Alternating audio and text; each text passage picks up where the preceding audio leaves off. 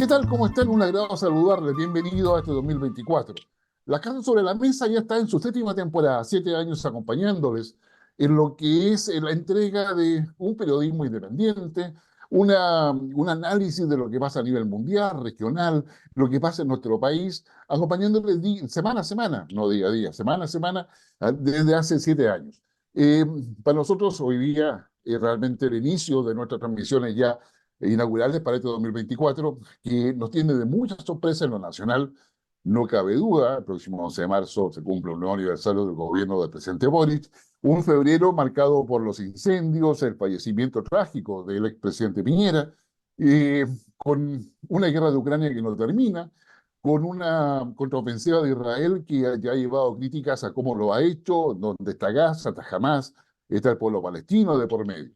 Para conversar muchas de esas cosas vamos a tener un gran invitado que nos va a permitir explorar todas esas cosas. Pero nosotros, acá en Infogati, las cartas sobre la mesa, agradecemos a Joyería Auros que nos acompaña permanentemente ya desde hace varias temporadas y donde usted, digamos, siempre le decimos, Aurus no es para comprar el reloj, el anillo, bueno, si usted quiere lo puede hacer, pero tiene esas suertes de lingotes de oro. Sí, lingote. No lingote grande, un lingote pequeño, que es de 1 onza, y esa onza de oro está libre de impuestos, usted la puede regalar, es un regalo para su nieto, para su hijo, su hija, en fin, para alguna persona que usted considere, o simplemente para ahorrar, porque en tiempos de incertidumbre económica, el oro es un buen lugar para poder refugiarse, ¿sí? Eso sin lugar a dudas. Y por supuesto, también agradecemos a Mundo TV, la señal del cable Mundo, que nos permite estar en su hogar desde Antofagasta a Los Lagos. Pero también a las otras plataformas de cable que nos permiten también llegar ahí, como que nos permiten cubrir todo el país. Es el caso de Telecauquenes, Ñublevisión, por ejemplo, y por supuesto a Radio Nunquén en Concepción. Y por supuesto, le pedimos, como es habitual, ¿verdad?, que nos siga en nuestras redes sociales, en Instagram, en X, en Threads, en Instagram, y nos dé un like en YouTube. Nos dé un like. Usted sabe que el like es fundamental, así que lo invitamos a que revise nuestras entrevistas anteriores, entrevistas en otros programas, y vaya a nuestra página de infogate.cl. Así que yo diría, estamos frente en la práctica a una nueva etapa de las cartas sobre la mesa, y sin lugar a dudas con mucho que conversar.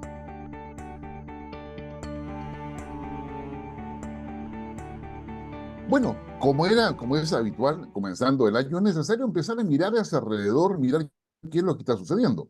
Claro, digamos, tenemos una actividad tanto en Chile como en la región y en el mundo bastante, yo diría, digamos, intensa y con repercusiones que para muchos hacen que definan este 2024 como complejo e incierto.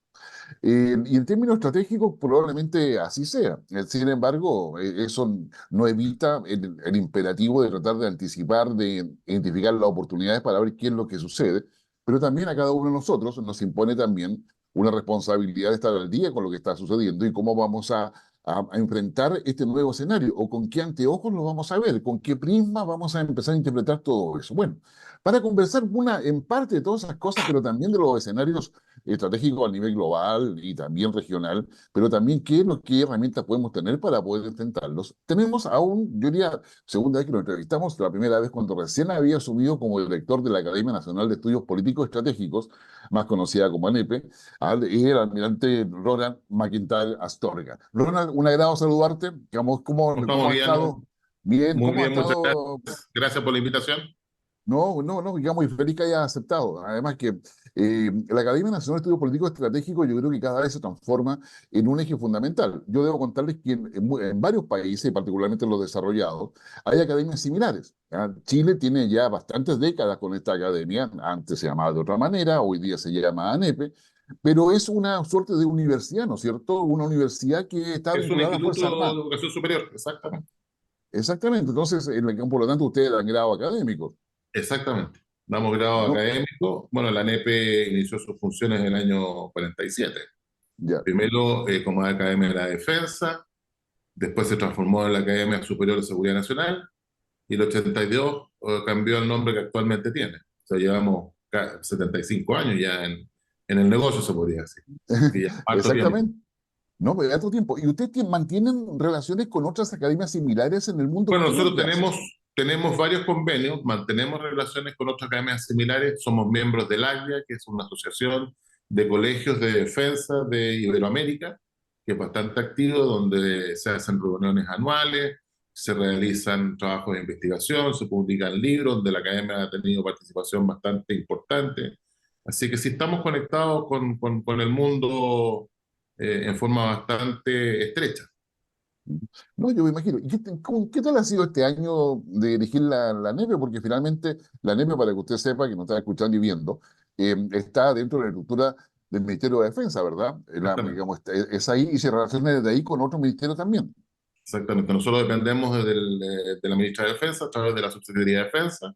Eh, ya estoy cumpliendo un poco más de 6 meses en el cargo. Ha ¿Ya? sido un trabajo apasionante, muy intenso, donde yo podría decir que en este periodo hemos normalizado finalmente, yo creo que el funcionamiento de nuestra academia de manera de poder hacer en mejor forma lo que la academia debe realizar, cuál es su misión. Y Ujú, básicamente que son en tres áreas, lo que es docencia, en lo que es vinculación con el medio y lo que es investigación.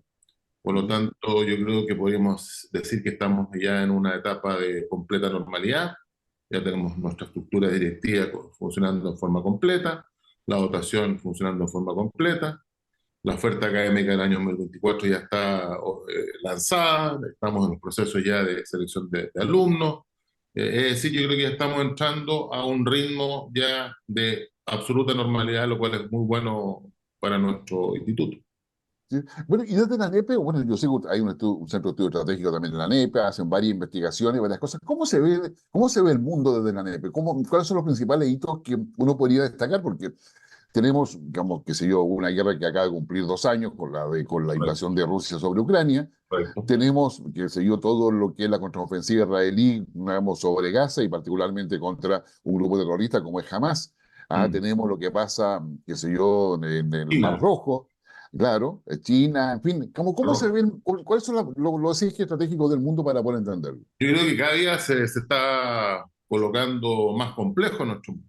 Mm, Eh, y en estos momentos, tal como tú señalabas, yo creo que los cuatro puntos más podríamos decir, complejos y difíciles son los que acabas de mencionar. O sea, la guerra de entre Rusia y Ucrania, que cumple 2 años y que todavía está en una especie de estado de, como dicen el anglicismo, en atrición, se ha transformado en una sí, atrición, exactamente. y, y que no se ve en un futuro cercano una solución alcanzable por ambas partes.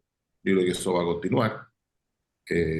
Obviamente que el poder de Rusia, la masa que tiene Rusia contra Ucrania, de alguna manera está ya produciendo ciertos efectos, que uno está viendo de que esto se está de alguna manera dando un poco vuelta con los éxitos iniciales de Ucrania. Eso obviamente que va a presentar un desafío muy importante para Occidente, sobre todo por la OTAN.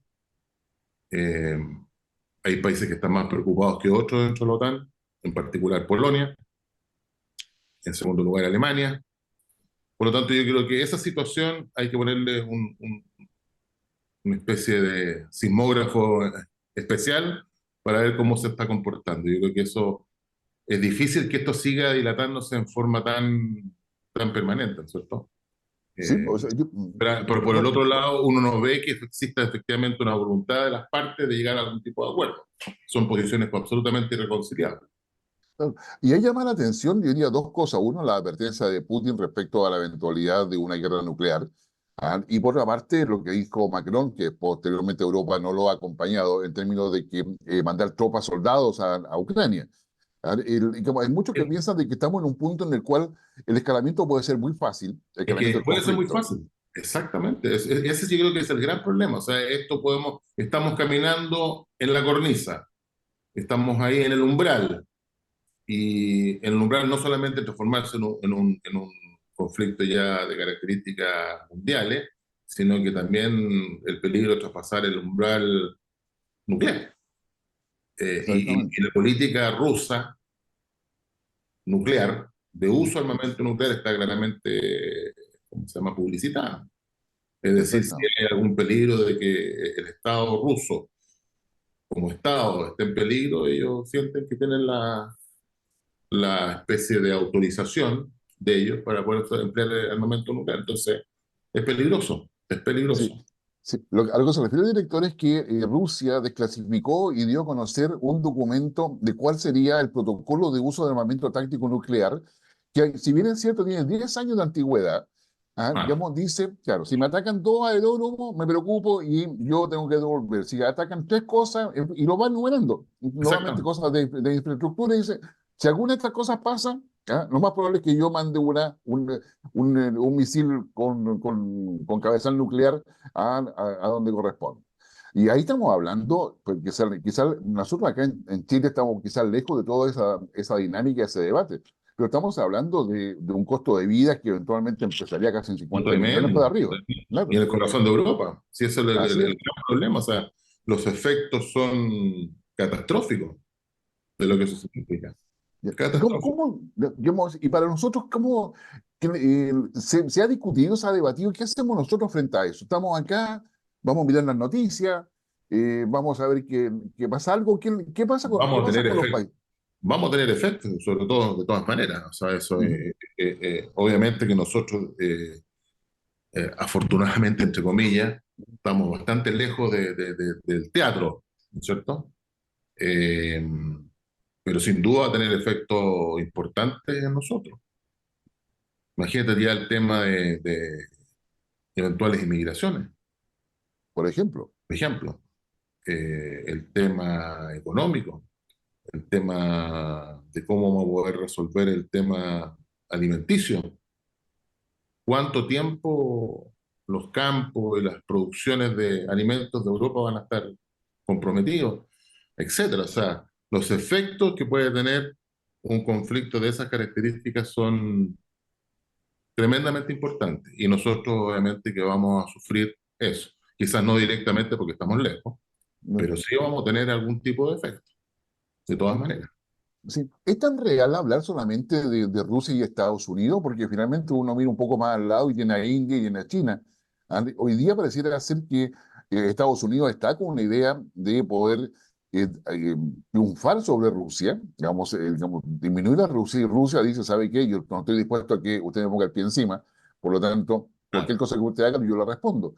Pero tenemos otros dos actores, China e India, ¿cómo están actuando? O sea, ¿son observadores participantes?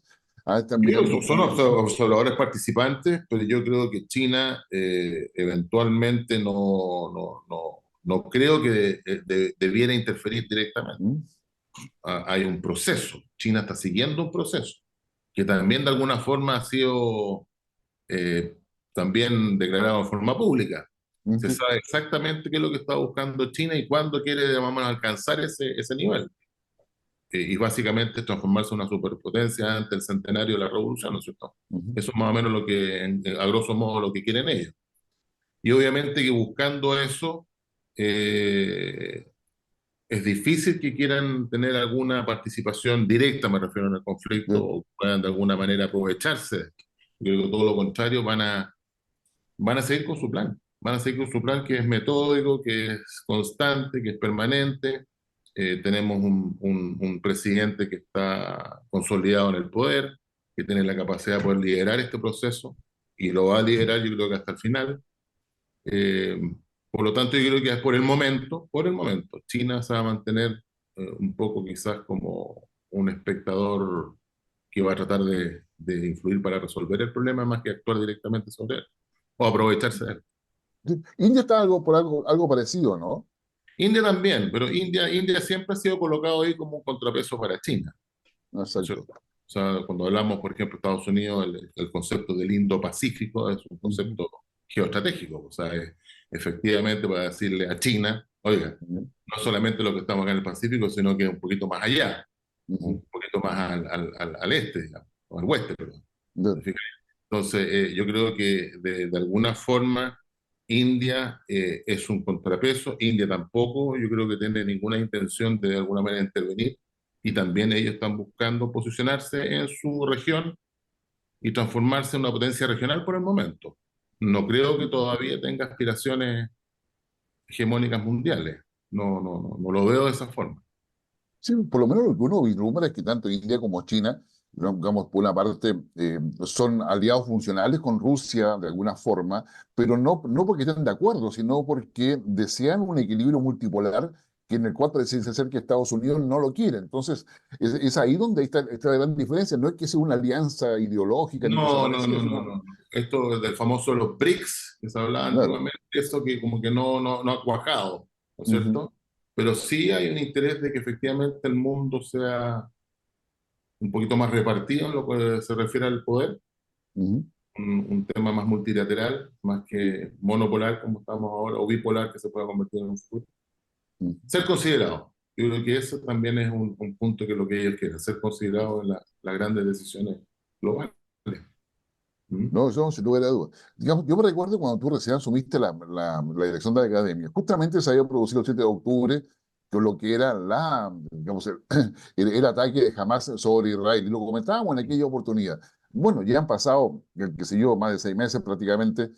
Bueno, ¿cómo se ve hoy día ese conflicto? Porque finalmente no nos pasa desapercibido a nosotros, donde tenemos una colonia importante de nato judía y particularmente palestina. Exactamente, Palestina. Bueno, obviamente que es un conflicto que es tremendo en cuanto a la pérdida de vidas humanas, al sufrimiento que está sufriendo la gente en Gaza, eh, pero también hay que entender la parte, digamos, de lo que ha pasado con Israel, o sea, es decir, la cantidad de bajas que hubo, el impacto psicológico que tuvo esto, de un ataque por sorpresa que causó tanto daño, donde hubo crueldades innombrables que se cometieron, donde todavía existen rehenes que no han sido liberados. Entonces, todas estas ingredientes tan, podríamos decir, tóxicos que se van juntando, hace que se produzca esta tragedia humana.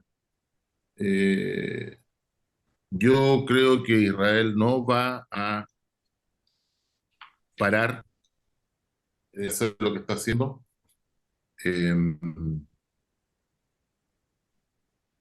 hasta que efectivamente pueda recuperar a todos los rehenes que todavía están en poder de Hamas. ¿Sí?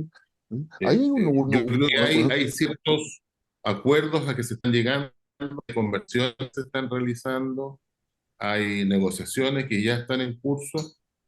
Yo creo que eso puede tener resultados positivos en un corto plazo. Yo creo que pues, se va a llegar a algún acuerdo, de todas maneras.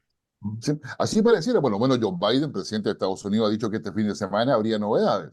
¿Ya? Digamos, un Joe Biden que además Ojalá, claro, está buscando ojalá. recuperar su credibilidad dentro de Estados Unidos, pero Sí. digamos, esperemos que así sea, porque las negociaciones son bastante complejas en términos, Perdón, sobre todo por las contrapartes. O sea, tenemos un Estado negociando con un grupo que es terrorista, y un grupo terrorista como Hamas de características bastante particulares. ¿Fija? Entonces, eso que hace que sea muy difícil llegar a algún acuerdo. exactamente, y los acuerdos ¿Mm? hoy día, si finalmente este fin de semana, digamos, se logra arribar a algunos, implicarían por lo menos unos 40 días de tregua, que porque además es importante porque el 10 de marzo comienza Ramadán. Y si en las ¿Bien? fechas de Ramadán, digamos, hay actividad hostil o actividad bélica o ataque, eso puede ser, qué sé yo, el inicio de algo mucho más grande, es decir, puede escalar en una forma bastante más compleja, mucho más compleja de lo que tenemos hoy día.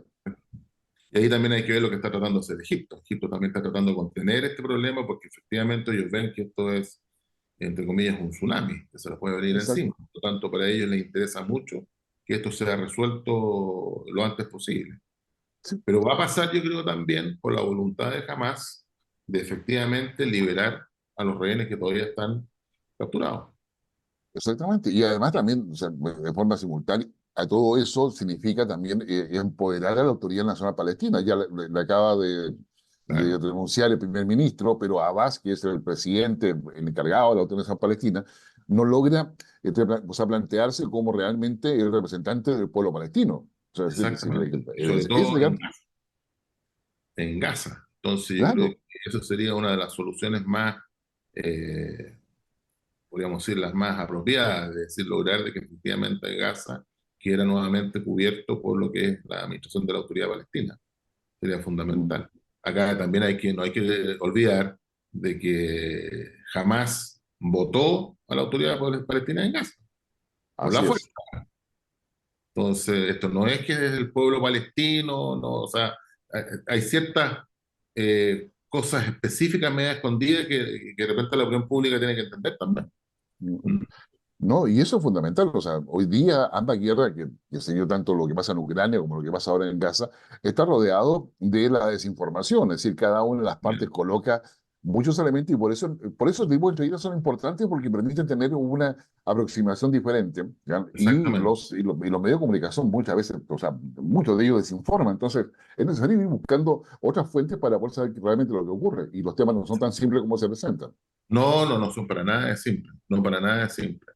Así que en ese sentido yo veo más posibilidades de solución, al menos temporal, de lo que está pasando en Gaza, de lo que está pasando en Ucrania, ¿Sí? por el momento. Oye, No sé si tú compartes la opinión. sí, no, sí, no, yo la comparto además porque yo creo que Ucrania va a llegar a una solución, creo que Ucrania va a esperar la elección de Estados Unidos, por la parte, digamos, y Eso es Gaza, importante también, es importante.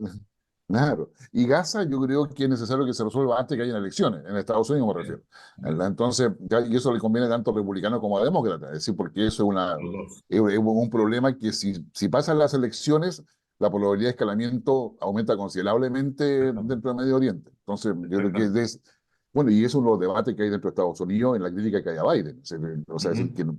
que no logra manejar adecuadamente como lo que está haciendo y bueno, la crítica interna es que está muy preocupado en derrotar a Rusia, Claro. cuando en realidad Rusia parecía ser no tan enemigo, es un adversario, pero se están colocando muchos recursos hacia allá y no mirando lo muy importante que está de este otro lado. Bueno, ahí hay toda una... Ahí, bueno, es un tema estratégico de difícil solución porque estamos Sí, pues, hablando de dos puntos calientes que están muy separados, muy así separados. es. Entonces, ¿cómo se llama? Los desafíos logísticos, los desafíos estratégicos son bastante grandes para Estados Exactamente, Unidos. Y al parecer ya estamos viendo de que los dos rivales ya están claros, ya, ¿o no? así es. Están absolutamente claro. Así Creo que, que hay pocas dudas respecto a eso. exactamente, y al haber pocas dudas, exigen la verdad, o sea, Ucrania es el jamón del sándwich en el fondo, si queremos verlo, de decirlo de forma coloquial, pero Zelensky claramente, digo yo, no ha logrado, digamos, generar lo que se pensaba que iba a generar, y probablemente su error tuvo en no firmar la paz en un momento determinado. Bueno, y Reino Unido ahí tiene mucha responsabilidad, pero o sea, lo que le queremos decir en realidad en este diálogo con Ronald que usted tiene que buscar los otros elementos que permitan armar la ecuación de lo que está realmente pasando allá, porque no es tan simple ni es tan fácil. Oye, y el Mar Rojo, ¿cómo estamos con los hutíes ahí? Porque los hutíes, que son una parte que domina Yemen, uno de los países más pobres del mundo, ¿verdad? Con una crisis alimentaria, digamos, severa, ¿qué está pasando ahí? Porque los hutíes pareciera ser que apoyan, yo diría, en forma, yo diría, bastante voluntariosa a Hamas, y tienen De un todas gran problema maneras, ahí, claro, sí, ahí en el Mar Rojo. yo creo que es un gran problema para todo lo que es el tráfico marítimo. Sí, Sí, pues. sí. Esto tiene efecto y eso tiene efecto en nuestra vida diaria, o sea, el tema de los seguros, de las cargas, el tema de la disminución de tráfico o el aumento del largo de las rutas, que obviamente encarecen el transporte marítimo. Todo eso tiene incidencias claras sobre los precios de las mercancías que estamos consumiendo a diario. Eso también afecta al mundo y eso es lo que finalmente se produce cuando las rutas marítimas de alguna manera son interferidas, como en este caso. ¿Ya? Ahora, tanto Estados Unidos como Gran Bretaña están haciendo esfuerzos para eliminar la capacidad que tienen los hutíes de poder interferir en el tráfico. Eh, yo creo que eso va a tener una solución relativamente también temprana. Yo creo que se están desarrollando las operaciones para efectivamente eliminar la capacidad que tienen para poder, de alguna manera, producir esta interrupción del tráfico en el estrecho. ¿Ya? Ahora, el problema de la solución de Yemen, eso ya es un poquito más complejo. ¿ya? No, Y aquí Yemen en estos momentos considera, se está enfocando básicamente en lo que es el tema de evitar de que el estrecho sea interrumpido y el tráfico. exactamente. No, no. Ahora, Yemen es parte de África y África está en una, yo diría, inestabilidad creciente, con muchos golpes de Estado, con muchas protestas anticolonialistas. Francia lo está sufriendo muchísimo Sí, ahí. Entonces, África se está transformando en un problema candente que nosotros no lo vemos porque para nosotros casi África es desconocido. es muy, No muy, muy, obstante, muy lejano, claro. claro, pero sucede que África es fundamental. Entonces, digamos, desde el punto de vista de acceso a recursos, en fin, de punto de vista de interés estratégico de las potencias, geopolítico, en fin, hay una serie de cosas. Yo creo que África es el gran abandonado nuestro en términos de estudio estratégico. Digamos, nosotros solamente lo vemos ahí como por titulares, pero no nos metemos mucho en lo que pasa allí. Mira, es verdad, y para la NEPE es ¿Mm? también un activo muy importante tener alumnos de Nigeria, Mira, ¿ya? que vienen desde hace bastante tiempo a cursar acá el diplomado de conducción política, estrategia y defensa. Es histórico, llevan por lo menos, yo diría que casi 10 años ya viniendo en forma regular para acá. ¿Mm? Muchos oficiales eh, generales que han llegado al alto mando en Nigeria son alumnos nuestros. Eh, Ahora tenemos dos coroneles muy preparados, muy inteligentes, que están estudiando con nosotros y van a iniciar próximamente este curso. Vienen acá primero un curso de español para que puedan tener un conocimiento básico de la lengua y después posteriormente ya se integran plenamente al curso. Entonces nosotros tenemos esa visión y obviamente que yo estuve reunido con ellos conversando, ¿Ya? acá muy interesante lo que nos cuentan, para que nos cuenten un poco cuáles son los problemas de África, para que tengamos ¿Ya? una visión un poquito más cercana. A mí me tocó personalmente, cuando fue el problema, yo estaba delegado de defensa en Gran Bretaña, cuando fue el problema de libertad en Ghana. Ok, Nosotros teníamos 16 oficiales que estaban embarcados en el Libertad. ya, Y recuerdas tú de que hubo un problema ahí que fue requisado el buque y que estuvo casi 2 meses más o menos en Ghana así hasta que es. se llevó al Tribunal del Mar en Hamburgo para que finalmente fue liberado. Pero nosotros tuvimos que ir para allá a ver que efectivamente se pudiera hacer para poder, de alguna manera, repatriar a nuestros guardiamarinas y obviamente apoyar ahí a la Armada Argentina en todo lo que fuera posible para lograr el que la dotación pudiera salir del país y efectivamente después se pudiera recuperar el buque. Y ahí tú te das cuenta que efectivamente que no, la capacidad nuestra diplomática en esa época, estamos hablando del año 2012, Mm, eh, era poquísima. No teníamos representaciones diplomáticas casi en esa área. así Y es es. importante tenerla, es importante.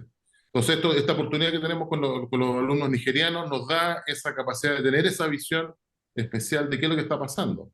Y sobre todo que Nigeria, que es un país grande en África, Uno, hay que verlo en el mapa es para uno de los darse cuenta de lo grandes, que es lo es grande uno de de la los misma. grandes. ¿Te fijas tú? Así que eso es bien interesante.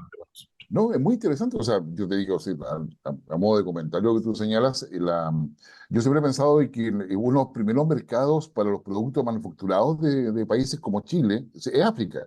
Sí. Porque tú, o sea, porque tú no le vas a seguir a vender una bisagra a los europeos, por decir algo. Oh, obvio. No, Exactamente. entonces, claro, Exactamente. pero sí la bisagra para ella. Tú sabes que hace y esto para que lo comento a todos, hace unos años atrás, un amigo mío de Estados Unidos que estaba trabajando en Europa me dice, oye, Guillermo, necesito tractores de los años 80 90 como máximo. Voy para Chile, que si yo, consígueme contacto. Ya, le hice los contactos, las redes, bueno, nos juntamos acá en Chile. No, me dijo, porque todo esto yo los llevo a Panamá y en Panamá los restauramos completos y después los vendemos en África. Claro. Porque sucede que hoy día usted acá en Chile me decía, están usando tractores que tienen computador, GPS, qué sé yo, o sea, para hacerle algo al tractor hay que colocarlo en un computador, hay que conectarlo a un computador para saber qué le pasa. Bueno, en África, los servicios técnicos están a cientos de kilómetros del lugar donde De está la los lugares donde se agricultura. ocupan, claro. Claro. Entonces, digamos, llevar un tractor a servicio técnico es casi quedarse 3 o 4 semanas sin, digamos, sin sin el trabajar. tractor, ¿verdad? Sin ¿Eh? trabajar. Entonces necesitamos que los tractores se arreglen con alambrito, ¿ah? Qué sé yo, que le puedan colocar esas cosas, o el mecánico pueda Y ir con los la vieja técnicos herramienta. africanos son bastante diestros en ese sentido. Exactamente. Bueno, entonces por eso te digo que para nosotros África debería ser un continente de mucho interés, ¿ah? Digamos, no solamente en lo comercial, sino que en todo ámbito. Acá también, por ejemplo, bueno, en el mismo curso vamos a tener alumnos brasileños. Y tú sabes que Brasil, obviamente, que tiene intereses bastante grandes en África. Tiene, Exacto. tiene la ventana hacia África de Sudamérica. Entonces, también ahí es interesante ver cómo Brasil y Nigeria se ven mutuamente para ir aprendiendo y ver esta relación, cómo se va conformando, sobre todo nosotros como espectadores, porque, como tú bien decías, esto es muy lejano para nosotros.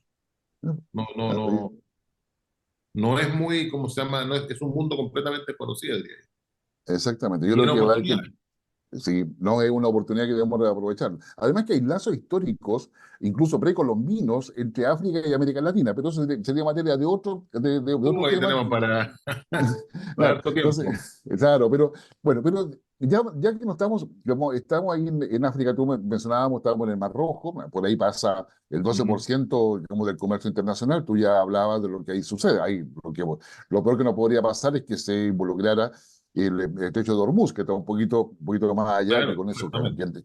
que eso ya Ahora nos también lo otro complicaría. interesante, que quizás no lo dejamos un poquito de lado, es todo el apoyo que da Irán a los Uy, hutíes sí, en armamento.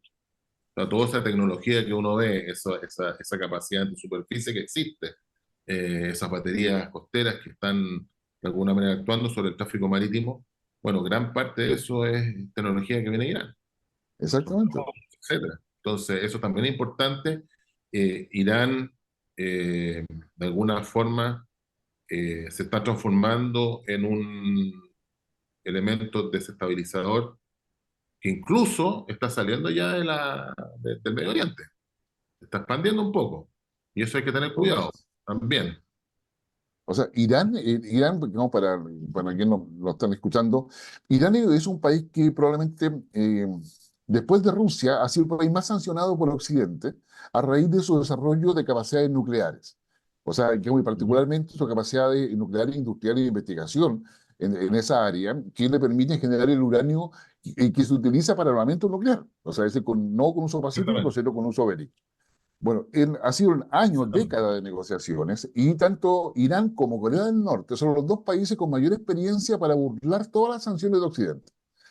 Porque Irán, y por esa misma razón, se ha ido proyectando en diversas partes del mundo y uno se sorprende muchas veces que aparecen empresas de inversiones iraníes, incluso en Chile, dicho sea de paso, que, sé yo, que están, y Irán es una potencia media, en el fondo, que ha ido tomando cada vez mayor relevancia y que está, como alguien diría antiguamente, en el eje del mal, es decir, digamos, no está alineado con los Estados Unidos, tiene relaciones, digamos, directas con Venezuela, por decirlo, que si usted quiere ir a Irán hay un vuelo semanal de Caracas-Teherán, que funciona. Entonces, efectivamente, Irán tiene no solamente interés en América Latina, en Bolivia acaba de firmar hace poco un acuerdo, digamos, amplio de defensa, que Bastante importante. es, sí, una actualización del año 2015, pero ahora lo actualizaron con cosas mucho más concretas. Entonces, hay una serie de cosas que hacen que Irán sea relevante poder estudiar. Lo que estudiamos Irán, me imagino que sí, ¿no es cierto?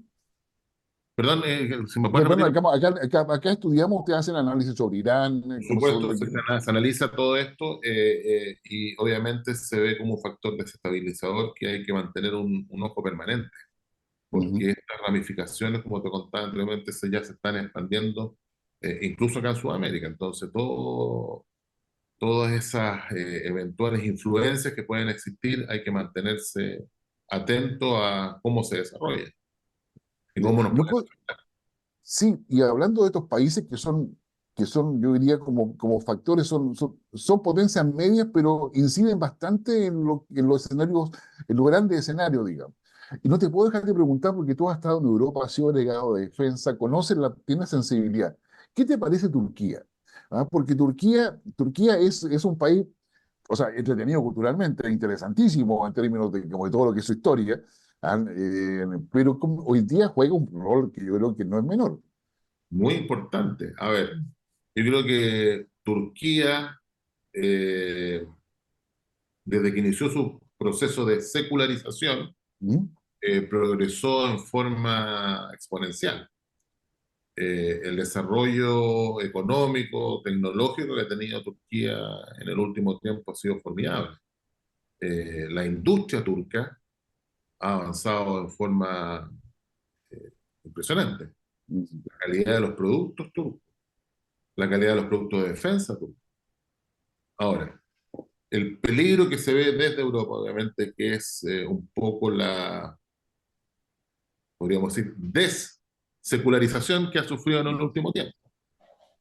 Entonces, el gran temor que existe ahora es que efectivamente Turquía ya se vaya consolidando una posición un poquito más radical en cuanto al Islam. Eso yo creo que es lo que más preocupa.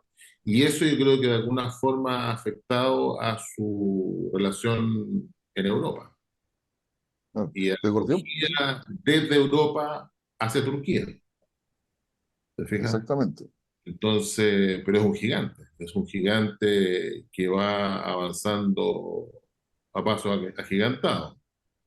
Ahora, cuando uno ve la cultura turca actual, y yo te invito a ver las teleseries turcas, yo creo que probablemente su señora también las debe ver, Sí, uno sin duda. ve ahí que es una cultura absolutamente occidental, entre comillas, ¿ya? O sea, hay un proceso que ha seguido por mucho tiempo y yo creo que es bastante difícil que se vaya a revertir en forma tan repentina. Así que yo creo que Turquía poco a poco va a ir adquiriendo más protagonismo y más poder de decisión en lo que es el escenario europeo, de Sí, todas maneras. exactamente. Turquía, para que usted lo sepa, es un país que podríamos decir intenta ser bisagra o puente, según sea la mirada que se quiera tener. Sí. Es parte de la OTAN, pero no de la Unión Europea. La Unión Europea no lo quiere No, dentro dentro de su selecto grupo. La cosa es exactamente. que Turquía no le gusta eso. ¿Ah? No, y lleva mucho tiempo tratando de entrar. Claro, Siempre le han colocado dificultades para efectivamente ingresar. Y yo creo que uno de los problemas es el tema de la inmigración, está preocupado Europa, el tema de la eventual radicalización que podría sufrir.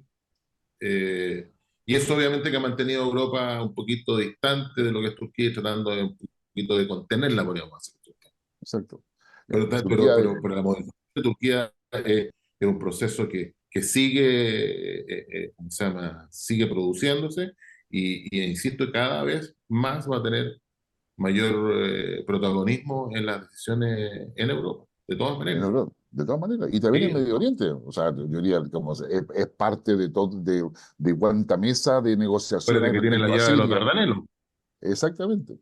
Pues, entonces, exactamente. todo lo que pasa por los Dardanelos tiene que estar ahí bajo los ojos turcos y para Rusia es sumamente importante. Y ahí Rusia, Turquía, hay que ver también ese eje. Es importante Es- también.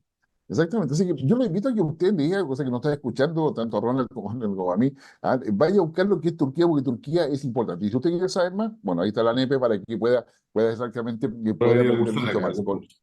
Exactamente, no, y hay muy buenos académicos por lo demás, así que ahí va a Sí, ser. sí, sí. Ahora, ahora, ahora ya, volvamos, lleguemos un poco a América Latina. ¿Cómo se ve el 2024 para esta América Latina y el Caribe que pareciera estar, o sea, como navegando así a la vela, como Sí. dejándose llevar por el oleaje? Esperemos que estemos más tranquilos. Eh, yo creo que ya desde el punto de vista político, de alguna forma, eh, no hay elecciones presidenciales importantes, si mal no recuerdo. No, En- salvo la de México. Eso ya, claro, esto ya está consolidado. O sea, América Latina va a ser así por un tiempo ya. Así, Vamos a hablar de una así es. especie de estabilidad. Y en ese sentido yo creo que todas estas piezas están en el proceso de acomodo, ¿ah? Ujú. Acomodo político. Eh, yo creo que finalmente, desde el punto de vista de integración de Sudamérica, bueno, eso siempre ha sido dificultoso, ¿ah? El llegar a soñar con un pensamiento único, sudamericano, estratégico, es casi utópico, ¿no? Sí, bueno, Es muy absolutamente. difícil, es muy difícil. Y eso de repente algunas veces, pues sobre todo a Estados Unidos, como que lo sorprende esta falta de capacidad. ahí hay que tener, bueno, Venezuela es un tema aparte, ¿no es cierto? Este Venezuela que vemos nosotros con todos sus problemas, todo cómo ha afectado en general el problema venezolano a toda Sudamérica, yo creo. Sudamérica completa de alguna manera ha sido afectado lo que está pasando en Venezuela. Pero ahora ya vemos algo, estos reclamos territoriales, este reclamo sobre Esquivo, eh, eso yo creo que tenemos que poner un poquito más de La vigilancia, atención. de atención, de ver realmente qué significa, cuáles son las intenciones reales. Yo creo que de alguna forma, y yo estoy de acá en la NEP, estamos viendo un poquito más en detalle este problema para ver qué es lo que se quiere. Es es una situación, yo creo, un tanto inesperada. Yo creo que nadie tenía previsto esta situación, y que obviamente que es grave. O sea, esto ya está reclamando territorios que pertenecen a otro Estado de una forma tan vehemente. Preocupa, preocupa. Sí. Yo creo que quizás eso hay que concentrarse un poco más, qué es lo que está pasando, qué se quiere, cuáles son las reales intenciones, cuáles son los reales peligros que pueden existir, eh, para no tener que después lamentarse. Entonces yo creo que tenemos que prever algo ahí. ¿Mm? No sé cómo lo ves Eh, tú, Sí, Guillermo. yo la verdad, o sea, creo que el tema de Esequibo es un tema que es muy preocupante porque es un diferendo que viene del siglo XIX prácticamente, y que de la nada Estaba Venezuela escondido. está escondido, claro, y de la nada Venezuela hace un plebiscito al más puro estilo Putin, cuando hizo el plebiscito en Crimea, por ejemplo, que se dijo, ya, todos están de acuerdo en que eso es nuestro, así que por lo tanto es nuestro. Es Pero nunca nuestro. le Y se preguntan, acabó. nunca preguntaron a otro país. Las últimas acciones sobre Guyana son preocupantes. Que ¿Sí? si Hay yo, una presión. sí, una presión, digamos, permanente, y de repente va a aparecer Venezuela ahí instalado ya, como en concreto, digamos. Por eso, Y eso pero no puede ser hecho consumado. no puede Eso es lo ser. que me Entonces, refiero. Por eso yo creo que tenemos que concentrarnos un poquito para ver efectivamente qué está pasando ahí, cuáles son realmente los escenarios que se están produciendo, y obviamente tomar algunas medidas. Si no, esto es, es ser un mero espectador de una situación que después ya puede revertir, va a ser casi imposible. exactamente, y ahí probablemente el rol de Brasil va a ser fundamental. Es Ahí, fundamental. lo fundamental, Fundamental. no, Yo creo no, que si tú me hablas de prioridades, yo estaría viendo ese tema en particular ahora me llama la atención, porque tal como tú dices, es un tema que viene de larga data, pero que estaba muy escondido. Yo creo que tú le preguntas al 99% de los ciudadanos chilenos de la prioridad qué es lo que les dio, y que efectivamente se transforme en un problema ahora. No podemos estar así, digamos, tan impávidos, se podría decir. Entonces creo que tenemos que centrar un poquito la atención en ese lugar. Sí, ¿no? Eso, además que ese equipo nos lleva a Rusia también, o sea, porque la otra parte de ese equipo, que es la que está explotando, está en manos de Rusia. Exactamente. Entonces Rusia es Venezuela, cosa que Lo otro también no que es sé. interesante ver lo que está pasando en Ecuador, ver cómo ese problema se está resolviendo, cuáles son las lecciones que se pueden identificar de ese problema, cuáles son los problemas que se han enfrentado. El almirante Jaime Vela es exalumno nuestro, es el jefe de Estado Mayor de las Fuerzas Armadas Ecuatorianas. Ya, Él fue agregado naval acá en Chile, y ahí aprovechó de realizar algunos estudios en nuestra academia. Así que yo no lo quiero, obviamente, que a ya. Jaime interrumpirlo ahora, pero yo probablemente de alguna manera lo voy a tratar de invitar a conversar su Sí. experiencia, No, su sería muy visión del tema. interesante. Sería muy interesante para ver este tema que nos debe alertar a todos. Entonces, ¿No? esto hay que verlo en forma bastante detenida. ¿Mm?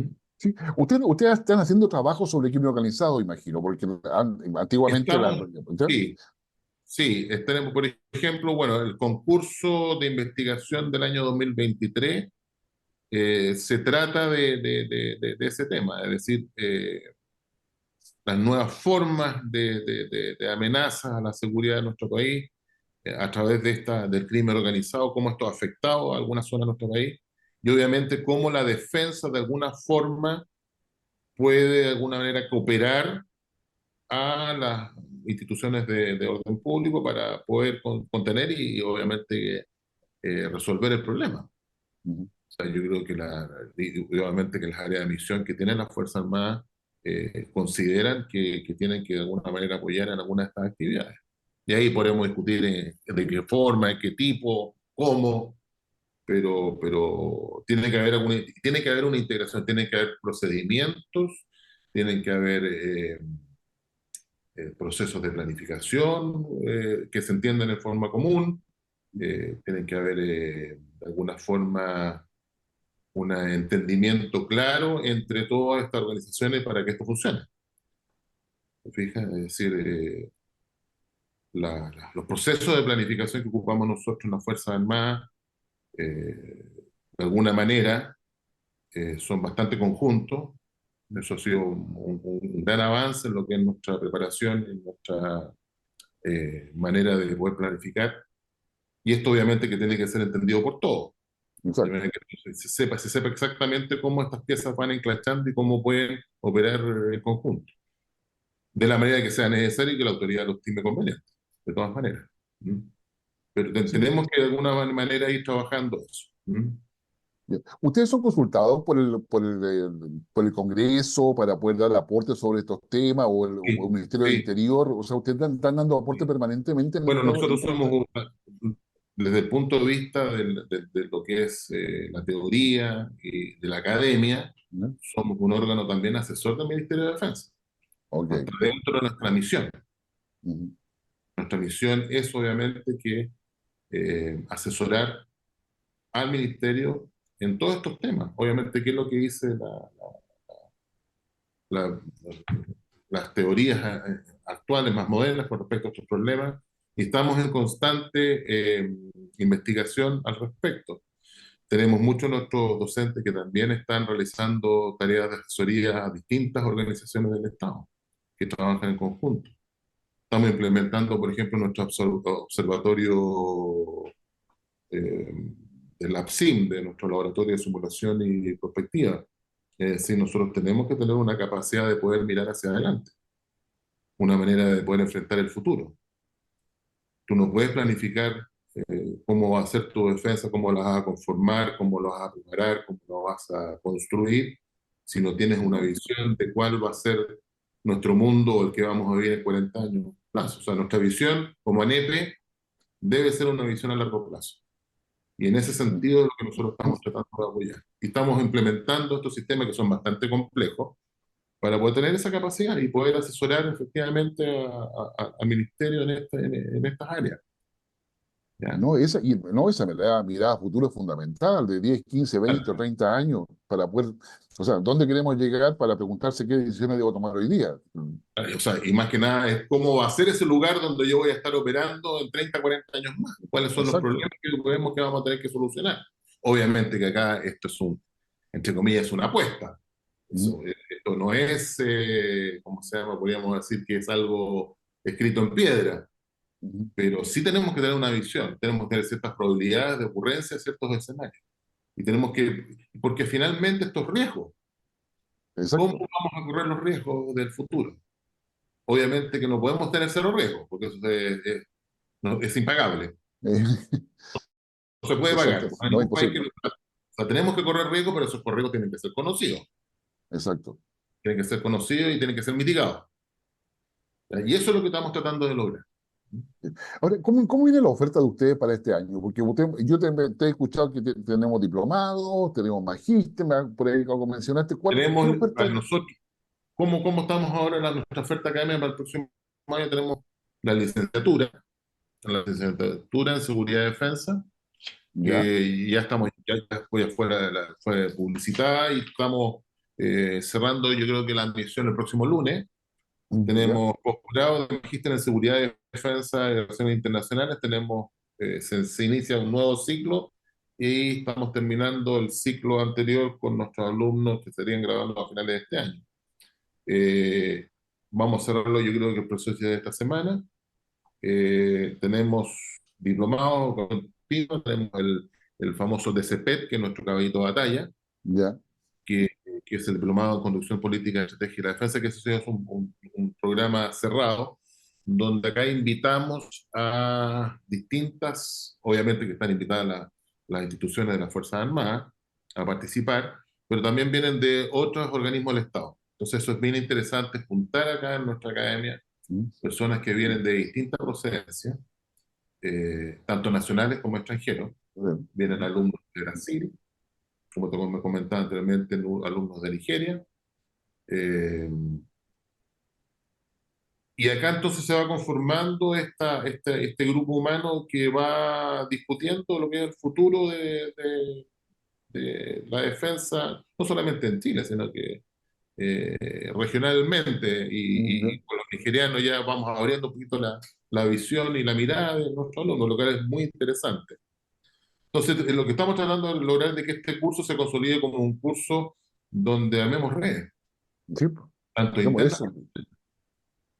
Muchos países tienen estos cursos que se realizan donde efectivamente el propósito principal es la creación de estas redes, de tener contactos en el mundo que de alguna manera se pueden apoyar mutuamente en un mundo que cada vez es más complejo. ¿Ya? Exactamente. Después tenemos eh, el Diplomado de Seguridad y Defensa, la gestión de riesgo de desastre, que ese ya lo tenemos cerrado, que se Ya. copó su, su capacidad muy rápidamente, y eso lo hacemos también con, con Senapred.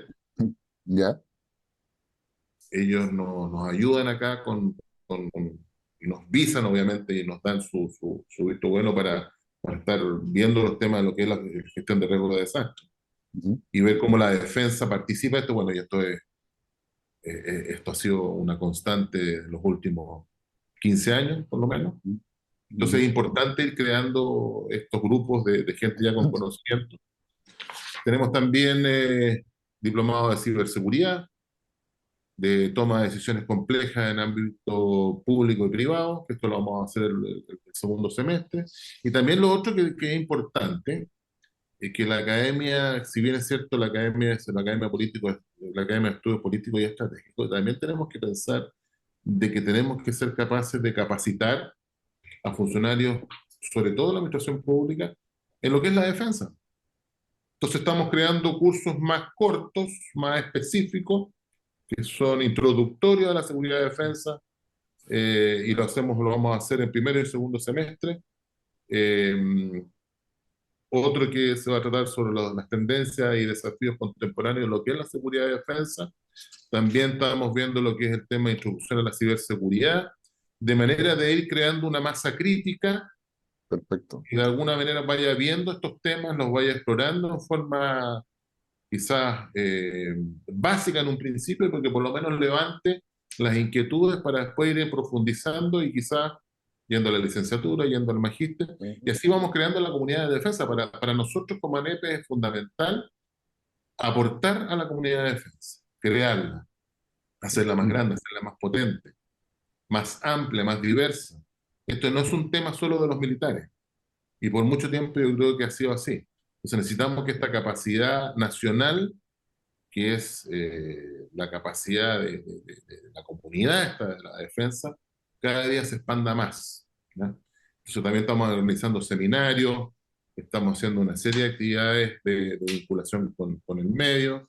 Quiero hacer, por ejemplo, vamos a hacer un seminario que se va a llamar Mujeres y Defensa, ya, para incentivar también a las mujeres a meterse en este tema, que es muy importante. Tenemos muchas mujeres muy especializadas y muy competentes en lo que es la defensa, y necesitamos expandir esto para que efectivamente tengamos más alumnos, mujeres en nuestras aulas, y tengamos también más profesoras que conozcan el tema y efectivamente vayan aportando. Y eso lo vamos a realizar ahora también en el primer semestre. Así que ver cómo las no, mujeres pueden cooperar mucho más y meterse más en el tema de seguridad y defensa. no, genial. Roma Quintana, se nos ha pasado el tiempo volando. Sí, ha sido muy corto. Sí, Muy digamos, entretenido entonces. No, increíblemente. Así que te quiero agradecer y que vamos a dejar comprometido para unos meses más, Por probablemente. supuesto, Digamos, seguimos poder. analizando, muy entretenido. Así que muy agradecido, Ronald. Ronald McIntyre, director de la Academia Nacional de Estudios Políticos Estratégicos, ha estado con nosotros, así que te agradecemos que tengas una estupenda fin de semana. Bueno, y esperando que marzo sea mejor que febrero en todo caso, en todo De todas sentido, a nivel maneras. mundial, regional y de nuestro país, por supuesto. Así que, Muchas gracias, no, Guillermo, y encantado de estar contigo. no. Y gracias a ustedes que nos siguen en nuestra séptima temporada, 7 años ya acompañándolas semana a semana con entrevistas, con perspectivas de análisis nacional, internacional. Le agradecemos, digamos, bienvenido a esta nueva etapa de las cartas sobre la mesa de Infogate, un medio periodístico, digamos, digital, nacional, independiente, que busca entregarle elementos para que usted tenga esa conversa con sus amigos, sus familiares. Porque recuerde, nuestra democracia se construye y se consolida dialogando. Así que nos vemos la próxima semana. Que estén muy bien.